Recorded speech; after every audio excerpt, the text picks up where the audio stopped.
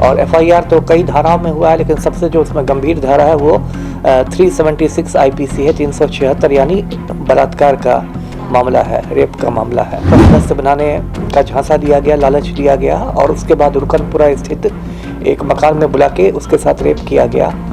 और फिर उसने संजीव हंस, जो बहुत सीनियर आईएएस हैं बिहार के, अभी ऊर्जा विभाग के प्रधान सचिव हैं, उन पर भी उसने आरोप लगाया कि दिल्ली में उन्हें होटल में बुलाकर रेप किया गया है। पटना पुलिस ने राजनीतिक दबाव में कोई रिपोर्ट दी ही नहीं, क्योंकि जो संजीव हंस है हमारे मुख्यमंत्री पलटू राम के बहुत करीबी हैं। तो कायदे से संजीव हंस का अब तक निलंबन हो जाना चाहिए था, सस्पेंशन हो जाना चाहिए था।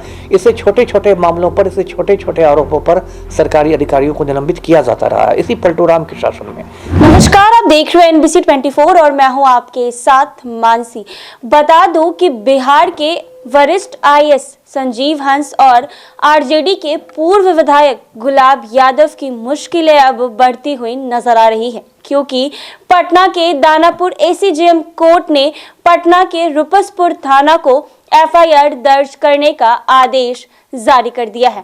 बता दें कि साल 2021 में, यानी आज से ठीक 2 साल पहले, इन दोनों के खिलाफ एक मुकदमा दायर करने का एक महिला ने थाने गई थी। बता दूं आपको कि जो पूर्व विधायक गुलाब यादव है वो महिला को महिला आयोग के सदस्य बनाने को लेकर प्रलोभन दिया था और उनको पटना के रुपसपुर फ्लैट में बुलाया था और पटना के रुपसपुर फ्लैट में बुलाकर उसके साथ जो है वो रेप की थी। बता दें आपको कि रेप करने के बाद का वीडियो भी बनाया था और लगातार उस महिला को ब्लैकमेल करता था।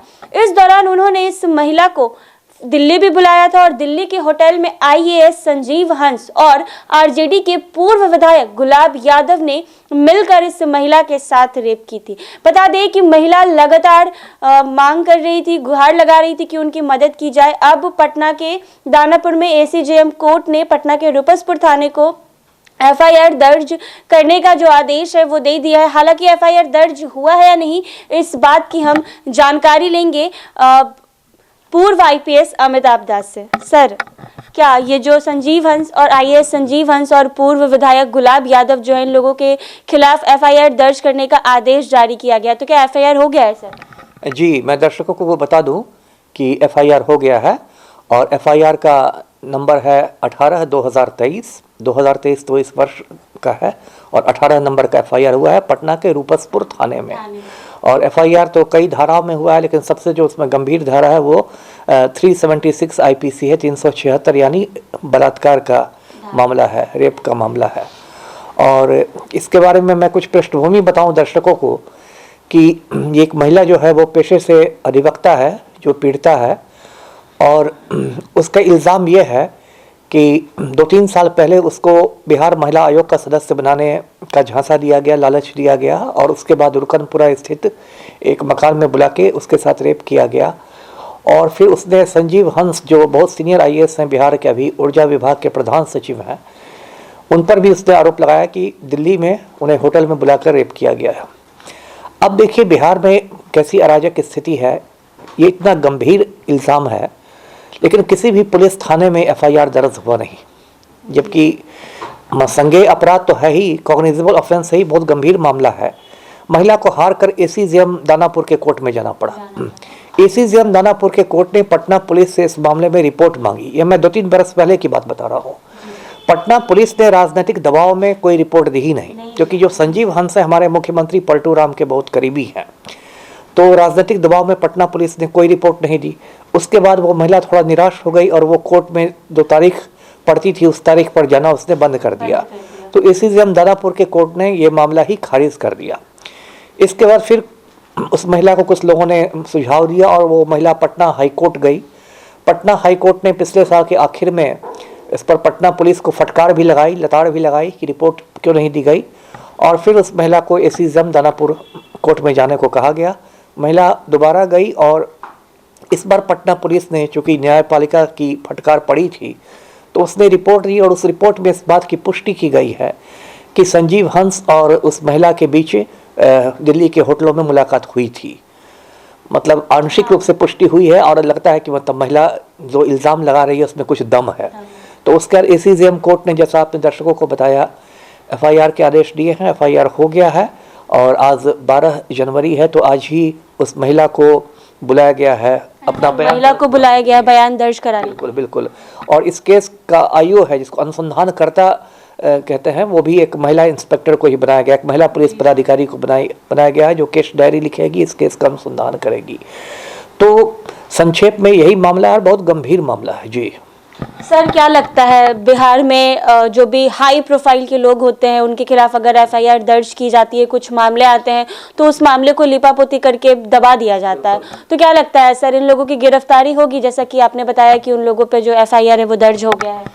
देखिए, कायदे से गिरफ्तारी होनी चाहिए। अभी ऐसा ही मिलता जुलता मामला एक दो महीने पहले अंडमान निकोबार में हुआ, जो एक केंद्र शासित प्रदेश है, और वहाँ बहुत सीनियर 2 आईएएस अधिकारियों पर एक लड़की ने इसी किस्म के इल्ज़ाम लगाए कि उसको नौकरी का लालच देकर उसके साथ गलत काम किया गया, और उसमें तुरंत एफआईआर दर्ज हुआ और तुरंत दोनों आईएएस अफसरों की गिरफ्तारी भी हो गई। उसमें एक तो इतना सीनियर आईएएस थे जो कुछ महीने पहले तक अंडमान निकोबार के मुख्य सचिव थे, चीफ सेक्रेटरी थे। लेकिन बिहार में आप जानती हैं कि अंधेर नगरी चौपट राजा है, और पलटू राम का एक डायलॉग बहुत मशहूर है, उनका प्रिय डायलॉग है कि हम ना किसी को बचाते हैं, हम ना किसी को फंसाते हैं, और उसके बाद वो जोड़ देते हैं कि कानून अपना काम करेगा। लेकिन पलटू राम जहाँ तक उनसे बनता है वो गलत लोगों को बचाने की कोशिश करते हैं और निर्दोष लोगों को फंसाने की कोशिश करते हैं। अभी देखिए, कायदे से ये इतना मतलब गंभीर मामला है, मुझे जहाँ तक याद है ये बिहार के इतिहास में पहली बार हुआ है कि इतने सीनियर पदाधिकारी पर रेप केस हुआ है नामजद बना के। तो कायदे से संजीव हंस का अब तक निलंबन हो जाना चाहिए था, सस्पेंशन हो जाना चाहिए था। इससे छोटे छोटे मामलों पर, इससे छोटे छोटे आरोपों पर सरकारी अधिकारियों को निलंबित किया जाता रहा है इसी पलटू राम के शासन में, लेकिन कोई निलंबन नहीं हुआ है।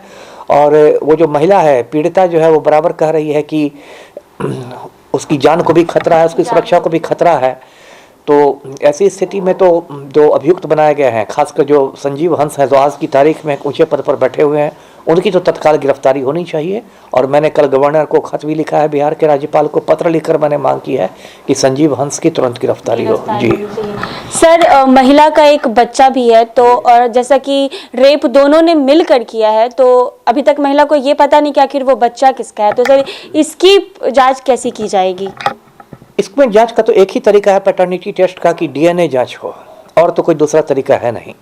अब आपको याद होगा, दर्शकों को याद होगा कि कुछ साल पहले ऐसा ही एक मामला आया था। एक बहुत बड़े राजनेता थे नारायण दत्त तिवारी, एनडी तिवारी, जो 4 बार यूपी के सीएम रहे थे। तो रोहित शेखर नाम के एक युवक ने उन पर आरोप लगाया था एनडी तिवारी पर कि वो मेरे बायोलॉजिकल फादर हैं, वो मेरे जैविक पिता हैं। तो एनडी तिवारी ने शुरू में तो आरोपों का खंडन किया, फिर कोर्ट के आदेश पर उनको डीएनए जांच के लिए अपने खून का नमूना देना पड़ा, ब्लड सैंपल देना पड़ा, और फिर उनके और रोहित शेखर का डीएनए जो था वो मैच कर गया। तो उसके बाद एनडी तिवारी को भी स्वीकार करना पड़ा कि रोहित शेखर उनका बेटा है। तो जहाँ तक ये कहने का सवाल है कि ये जो बच्चा है, जहाँ तक मेरी जानकारी है, वो इल्ज़ाम लगा रही है कि संजीव हंस का बच्चा है। तो जिसका भी हो, इसमें एक ही तरीका है कि डीएनए टेस्ट हो, हाँ, और संजीव हंस के भी खून का नमूना लिया जाए, बच्चे के खून का नमूना लिया जाए, दोनों ब्लड सैंपल से डीएनए का मिलान हो। और मैं चाहूँगा, जहाँ तक मेरी जानकारी है, कि बिहार में हाल तक तो डीएनए टेस्ट नहीं होता था, यदि होने भी लगा हो बिहार में अब, तो कम से कम ये टेस्ट बिहार के बाहर कराना चाहिए, तो वो बेटर होगा जी। तो आप देख सकते हैं कि इस मामले की कैसे इतने दिनों से लिपापोती की जा रही थी। बता दूं आपको कि महिला का गंभीर आरोप ये है कि बिहार के आईएएस संजीव हंस और आरजेडी के पूर्व विधायक गुलाब यादव जो है, ये दोनों ने मिलकर इस महिला के साथ रेप किया था और इसका वीडियो भी बनाया था और उसको लगातार ब्लैकमेल करता था। आज महिला को थाने बुलाया गया है उनका बयान लेने के लिए, और देखने वाली बात ये होगी कि इन दोनों की गिरफ्तारी होती है या नहीं होती है। लगातार हमने इस खबर को आप तक रखा है, लगातार हमने इस महिला को भी अपने स्टूडियो बुलाकर इनसे भी बात की है, इनसे भी मिला है। तो और लगातार हम आगे भी इसका क्या अपडेट आता है वो भी आप लोगों को देते रहेंगे। तब तक के लिए आप देखते रहे NBC 24।